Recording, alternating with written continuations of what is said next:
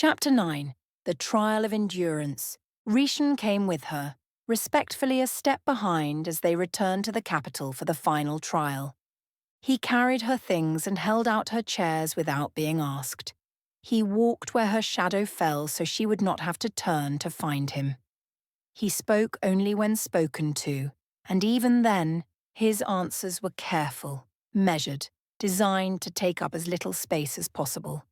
Yenna wanted to tell him to walk beside her, to lift his head, to stop treating himself like something that needed permission to exist. But the words stuck in her throat, tangled with all the other words she did not know how to say. Crown and sky. She had not chosen yet, but every mile closer to the capital felt like a choice being made without her consent. Auntie was already looking at her as if she were the one crowned. They met in the corridor outside the great hall on the morning the final trial was to begin. He smiled, genuine, warm, and just a little resigned. "You will make a good king," he said. "The trial is not over," Yenna replied. "No," Auntie agreed, "but I know how this ends. You want it more than I do, and wanting matters." Yenna frowned.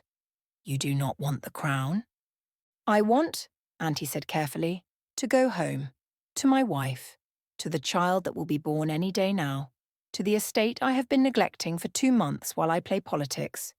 He shrugged. "I came because I was summoned. I swore my oath to that crown. I stayed because I am stubborn. But if I am honest, the oracle did not lie. I would rather be anywhere else." He looked at her then, thoughtful. "You, though, you want this. Not for glory, for making a difference. I can see it."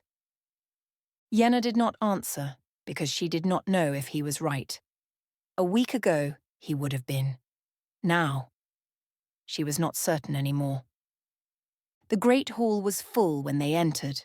Nobles and commoners alike had packed the benches, the galleries, the standing room at the back.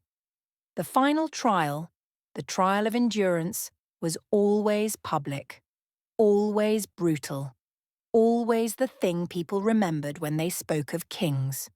2 high chairs had been set on the dais, facing the crowd. Yenna and Auntie took their seats. Behind Yenna, Rishon stood, silent and sad in a way that made her chest ache. The head priest rose to explain the trial. "You will answer questions," he said, "from anyone who chooses to ask them. Lord, commoner, merchant, priest, it does not matter. You will answer until consensus is reached." He paused, letting the weight of it settle. "There is no time limit. There is no refuge. You may not leave except by forfeit. This trial ends when the people of the North agree on who should wear the crown." The questions came like stones thrown at a wall. What will you do about the grain tariffs in the western provinces? How will you handle disputes between the guilds and the nobility? What is your position on the covenant with the dragons? If the South declares war, where will your loyalty lie? Auntie answered with the straightforward honesty of a man who has nothing to hide and no patience for theatre. Yenna answered with the careful precision of someone who has thought deeply about what it means to rule and refuses to make promises she cannot keep. Every time a vote was called, it remained divided.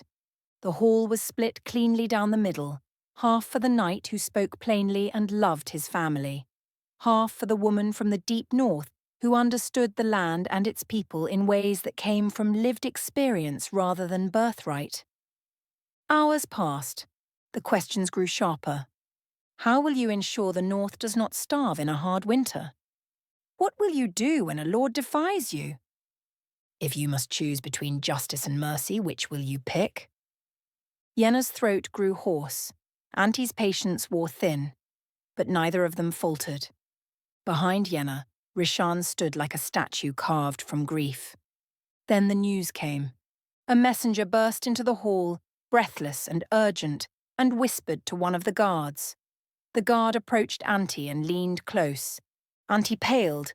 He stood, bowed to Yenna, and turned to the crowd. "Forgive me," he said. his voice carrying despite the tremor in it. "My wife has gone into labor. My duty to my family calls me away." He paused, then added, "If this makes me disloyal to the crown, then perhaps the one who remains would make a better king than I could ever be." And he walked out of the hall. The crowd erupted in whispers. Yenna sat very still, her hands gripping the arms of her chair. Then she stood. "Rishan," she said, her voice clear and steady despite the chaos in her chest. The blue dragon stepped forward, his head still bowed. "Go after him," she commanded. "Carry him on dragon back to the estate. Bring him back as soon as the birth is settled and he is willing to come." Rishan looked up just once, and she saw the thing she had been dreading in his eyes. He thought this was her choice: crown over sky, power over heart. The lash of the whip he had expected, finally falling. "Yes, mistress," he said, and he left. The hall quieted as the great doors closed behind him. Yenna sat back down, alone on the dais, and waited for the questions to resume. But they did not come. Instead, the head priest rose. "The trial," he said, "is paused. We will reconvene when Sir Antaeus returns, or when he does not." The crowd began to file out, murmuring among themselves. Yenna sat in the empty hall and stared at the place where Rishan had been standing. Crown and sky. She had sent him away. She did not know if he would come back. Chapter 10. The Choice. Yenna sat alone in the empty hall long after the crowd had dispersed, staring at nothing, feeling the silence press against her like a physical weight. Crown and sky. She had sent him away. Not because she wanted to, but because it had been the right thing to do. Auntie's wife needed him. His child was being born. That mattered more than politics, more than trials, more than the careful game of thrones and succession. But Rishan had not seen it that way. She had watched his face as he bowed and left, had seen the resignation there, the acceptance of a blow he had been bracing for since the moment Raina had given him to her. He thought she had chosen the crown, chosen power over him. The realization made her chest ache in a way that had nothing to do with exhaustion and everything to do with the terrible clarity of understanding something too late. She did not want the crown. She wanted the sky. She found Marius in the library because, of course, he was in the library. Kings who did not want to be bothered by politics always fled to places with books and silence. He looked up as she entered, took one look at her face and set down the grain manifest he had been pretending to read. "You look," he said mildly, "like someone who has just realized they have been solving the wrong problem." "Help me," Yenna said. Marius raised an eyebrow. "With?" "Auntie's vote is not needed for this," she said, the words tumbling out in a rush. "The trial allows for consensus without the contestants' approval. Help me. Let us make that honest fool king while he is not here to argue against himself." Marius smiled. It was not a kind smile. It was the smile of a man who has just been handed a puzzle he knows exactly how to solve and has been waiting for someone to ask. "Sit," he said. "We have work to do." It took 3 days. 3 days of careful conversations in corridors and over wine. 3 days of Marius deploying the skills he had honed in his own court, the ability to listen, to argue, to persuade without ever appearing to push. 3 days of Yenna speaking with merchants, soldiers and priests, telling them the truth, that Auntie did not want the crown, but that he would bear it faithfully if they asked him to. That wanting was not the same as deserving, and that sometimes the best kings were the ones who served out of duty rather than ambition. Marius worked the nobles. He reminded them, with the gentle precision of a man who never needed to raise his voice, that Auntie was a knight who had risked his life proving corruption in the first trial. That he had won support in the second trial with honesty instead of flattery. That he had left the third trial not out of cowardice, but because his family needed him. And that a king who understood that family mattered was a king who would understand that the kingdom was a family writ large. At last, Yenna worked with the commoners. She spoke in markets and taverns, in workshops and along the docks where fishermen mended nets, and listened with the quiet attention of people who had learned that politics usually meant new taxes. She told them that Anti would be fair, that he would listen, that he would not waste coin on glory when roads needed mending and bridges needed building. She told them he was a good man and that good men made better kings than clever ones. By the end of the second day, the tide had shifted. By the end of the third, it was a wave. When the final vote was called, the hall was full again, packed tighter than it had been for the trial of endurance, because word had spread that something unusual was happening and people wanted to see it. The 4 judges stood on the dais. The head priest called for the count. Nobles rose and spoke their choice. Guildmasters, priests, soldiers. One by one they named their king, Sir Antias of the Lakes. When the tally was finished, the head priest raised his voice. By the trial of competence, politics, and endurance, and by the consensus of the people of the North, Sir Antias of the Lakes is declared King of the North. The hall erupted in cheers. Yenna sat in her chair and felt the weight she had been carrying for 2 months lift from her shoulders like a bird taking flight. Around noon the same day, the guards sent word. There was a blue dragon with a rider approaching. The hall broke into a bustle of preparation. Banners were hung. The throne was polished. Servants rushed to prepare the hall to welcome its new king, who did not yet know he was one. The old king was carried in and placed in a chair beside the throne. The crown and the sword were laid across his lap, simple, heavy things that had been worn by his mother and then him. The crown was the very same that the man who was now to wear it had sworn his oath to, and the old king felt deep contentment in the beautifully poetic symmetry. The doors were opened. Auntie stepped into the hall. Rishan followed, 3 respectful steps behind, his head bowed, his hands clasped in front of him like a servant waiting for orders. Everyone in the hall knelt. Auntie stopped. The doors behind him closed, leaving him only one path, forward, toward the throne, where the old king waited. Marius stepped forward, his voice carrying across the silent hall. "Welcome to your coronation, King Antias of the North," he said, and there was no mockery in it, only the plain truth of a man who had helped build this moment and intended to see it through. "The trial has ended. The people have spoken. The crown is yours." Auntie's face went through several emotions at once: shock, disbelief, fury, and finally resignation. Behind him, Rishan looked up. The blue dragon's hands went immediately to his collar, fumbling with the worn leather, his eyes wide and incredulous as understanding crashed over him like a wave. She chose the sky. He stood taller. To be chosen over a crown meant he was worth at least a kingdom, and that was a lot for a man who had believed himself to be worthless. Auntie walked forward like a man walking to his own funeral.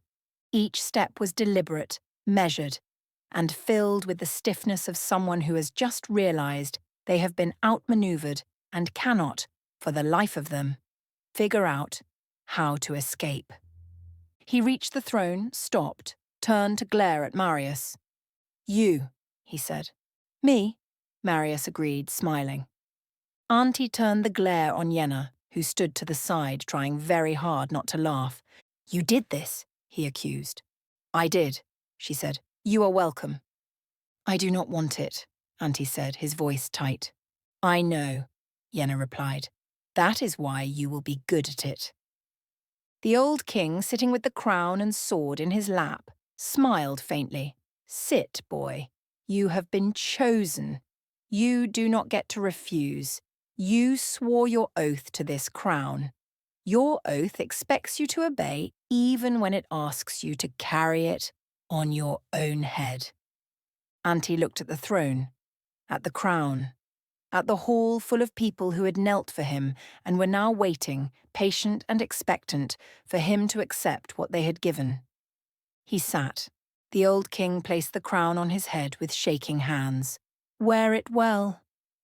Then he placed the sword across Auntie's knees. "Use it wisely." Auntie closed his eyes, took a breath and opened them again. "I will try," he said. The hall erupted in cheers.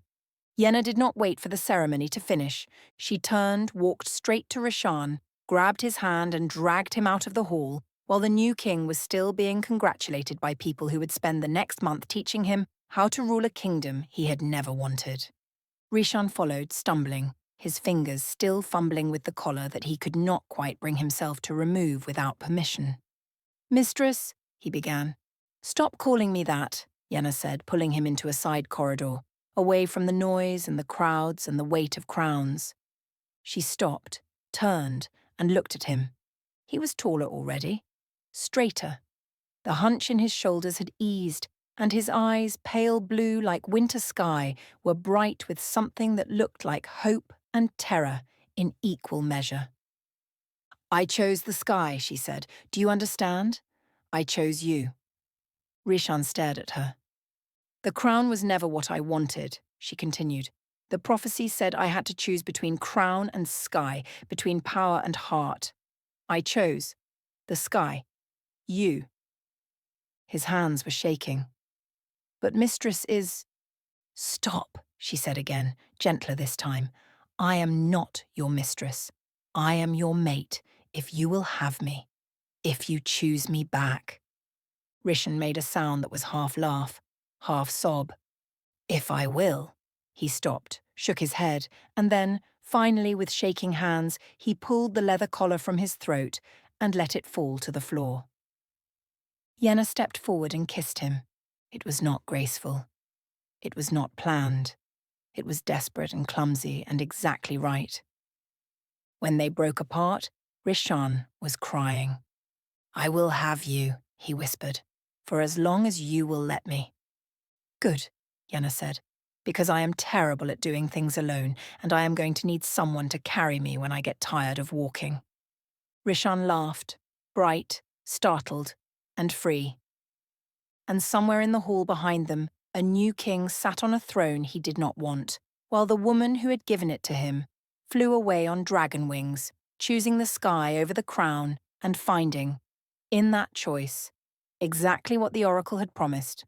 Not power, but heart, and a future shaped not by duty but by love. Chapter 11. What You Never Wanted. As soon as the ceremony was over, the crown placed, the sword given, the hall emptied of all but close counsel, Auntie caught Marius by the arm with the urgency of a man who has been holding on to news too precious to shout in public. "A girl," he said, the words tumbling out before Marius could ask. "Both mother and child are fine, healthy, strong. I rode back today to tell you, but you ambushed me." He gestured vaguely at the crown on his head, which still sat there with the awkward weight of something borrowed that he had been told he must keep. Marius smiled, genuine and warm. "Congratulations." "Thank you." Auntie's relief was palpable, but it lasted only a moment before his expression shifted into something darker. "And you," he continued, his voice dropping into the tone of a man who has just realized he has been outmaneuvered, "will regret dropping the northern crown on me just when I had started to hope I had managed to escape it." Marius's smile turned crooked. Unlikely. Later that evening, after the formal dinners and the congratulations and the endless procession of nobles who wanted to be the first to pledge loyalty to the new king, Marius and Auntie found themselves alone in a small sitting room with a bottle of wine and permission to let their mouths be foolish. Auntie poured 2 cups, handed one to Marius and said, "I should hate you."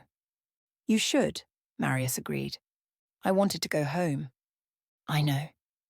"I wanted to raise my daughter." He stopped, the word catching in his throat with the newness of it. "My daughter without the weight of a kingdom on my shoulders, and now I have a prince and a princess to raise." "I know that too."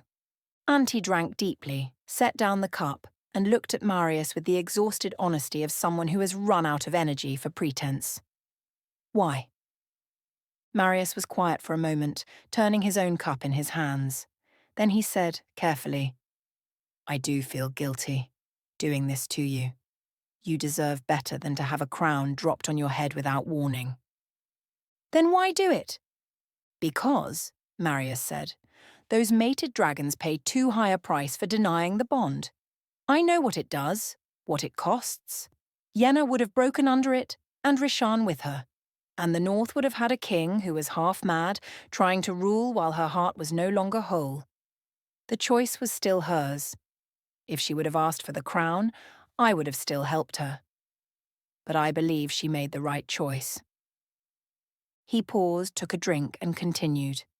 And this was not the way the North and South could be joined. It would not be accepted without bloodshed. There is a reason the border with the South has that impressive wall, and High Pass can do the work of a fortress. Too many old grudges. Me taking the crown was never an option. And if it had come down to you and that pompous duke, he shook his head, even you could not be selfish enough to let that man be king. Auntie stared at him for a long moment. Then he laughed, brief, bitter, and reluctantly amused. You are telling me you made me king to spare the kingdom from burning under a broken woman as king, or going to ruin under Duke Corwin's incompetence, or cease existing at all under you. Precisely, Marius said mildly. Auntie sighed, long and deep, and let his head fall back against the chair.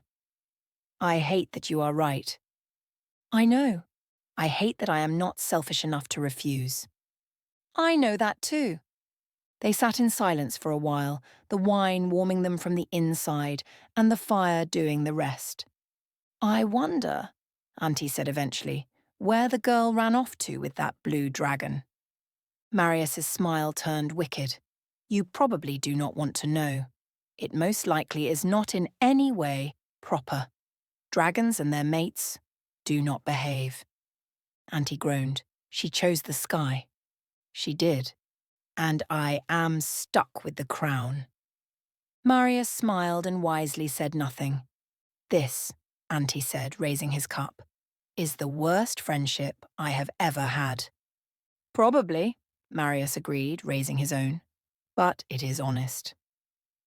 They drank to that, and to the duty neither of them had wanted, but both of them would bear, and to the girl who had chosen love over power and left them to sort out the kingdom she had walked away from.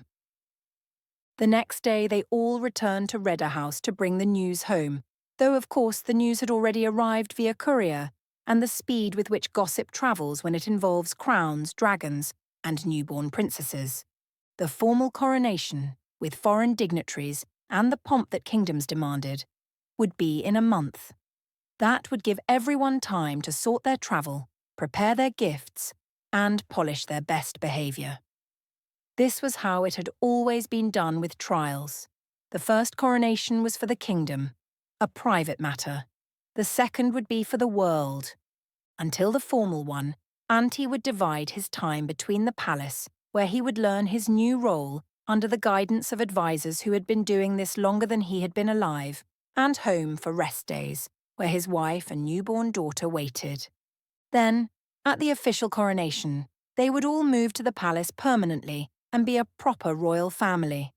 It was, everyone agreed, not ideal. But it was practical. And practicality, the North had always believed, was the foundation on which crowns were built. At Rader House, Lady Yvonne sat in the sunlit sitting room with her daughter in her arms and confessed very quietly, I do not know how to be a queen. Riff, sitting beside her with a cup of tea and the comfortable sprawl of someone who had stopped caring about posture years ago, said, Neither did I, still don't, most days. Yvonne blinked. But you have been a queen for years.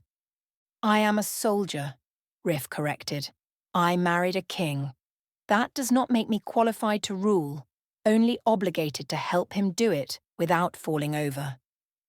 Annalena, who had arrived that day for the formal coronation, joined them with the quiet grace of someone who knows when her presence is needed, added, The trick is not to pretend you know everything. It is to surround yourself with people who do, and to listen when they speak. She settled into the chair across from Yvonne and smiled, small, warm, and entirely without judgment. And to remember that being a queen is not about being perfect. It is about being present, about caring enough to try.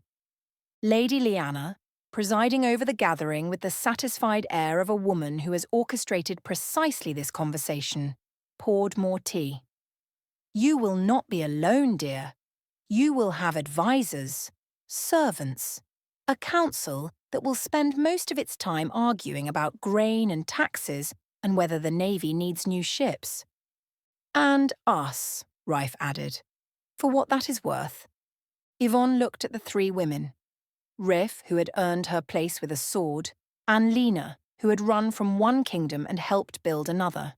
Lady Lyanna, who had raised dragons and kings and managed estates and somehow made it look easy, and felt the knot in her chest ease just slightly. "To be a new mother and a queen at once," she said, her voice trembling just slightly, "is quite jarring." "It is," Annalena agreed, "but you are not alone. And that, more than anything else, is what will carry you through." Yvonne looked down at her daughter, small, perfect, entirely oblivious to the fact that she had been born a princess, and took a breath.